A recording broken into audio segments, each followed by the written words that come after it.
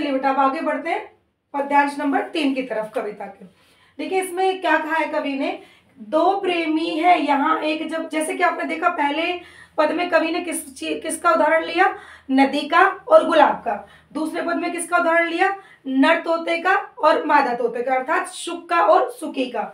अब यहाँ पर दो प्रेमी है, मनुष्य है, उनका उन्होंने उदाहरण लिया है। यहाँ पर भी वो इसी चीज को गीत अगीत कौन सुंदर, इसको जानने के लिए देखिए क्या कहते हैं, दो प्रेमी है यहाँ एक जब, दो प्रेमी है यहाँ, वो कह रहे कि यहाँ पर कितने प्रेमी है, दो प्रेमी है। एक जब बड़े सांझ आला गाता है, उनमें से जब एक बड़े सांझ मतलब शाम ढलने वाली होती है, शाम आगे की तरफ बढ़ रही है, शाम का समय है जो वो गुजरने लग रहा है, शुरू हो गया और आगे बढ़ने लग रहा है, उस समय पर आला क्या होता है बेटा, एक प्रकार का लोक गीत होता है जो बुंदेलखंडी भाषा में गाया जाता है।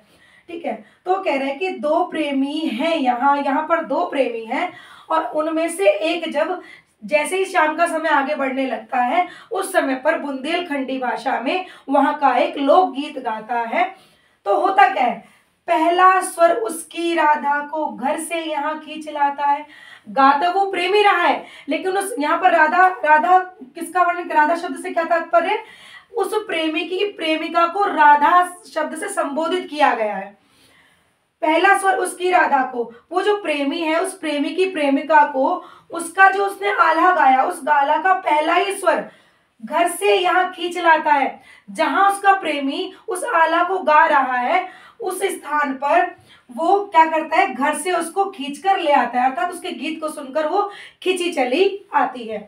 चोरी चोरी खड़ी नीम की छाया में छिपकर सुनती है, और वो क्या करती है, अपने प्रेमी के उस गीत को, उस आला को कैसे सुनती है, नीम के पीछे छिपकर चोरी चोरी सुनती है। और देखिए सुनते हुए वो क्या सोच रही है मन में, हुई न क्यों मैं कड़ी गीत की विदना यो मन में गुनती है।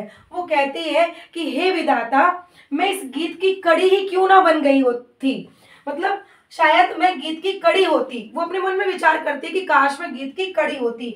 यो मन में गुनती है, वो मन में मतलब मनन कर रही होती है, गुन रही होती है, इस बात को सोच रही होती है। वह गाता पर किसी वेग से फूल रहा, इसका अंतर है। वह गाता मतलब गा तो वो प्रेमी रहा है पर किसी वेग से, किसी तेजी से, फूल रहा इसका अंतर है। इसका अंतर मतलब वो जो प्रेमिका है उसका अंतर मतलब उसका जो अंदर का हृदय है वो प्रफुल्लित हो रहा है, वो फूला नहीं समा रहा है। गीत अगीत कौन सुंदर है, अब कवि फिर पूछते हैं, कवि फिर संशय प्रकट करते हैं कि गीत अगीत कौन सुंदर है, अर्थात इन दोनों में से कौन सा सुंदर है। जो गीत एक प्रेमी शब्दों में उच्चारित कर रहा है वो, या प्रेमिका के मन में जो उमड़ रहा है वो, दोनों में से सुंदर कौन है। अर्थात बेटा इस पूरी कविता में कवि यही हमें जो है सामंजस्य लेकर बताते हैं, वर्णन करते हैं इसका कि गीत अगीत कौन सुंदर है, अर्थात इन दोनों में से आखिर सुंदर कौन है।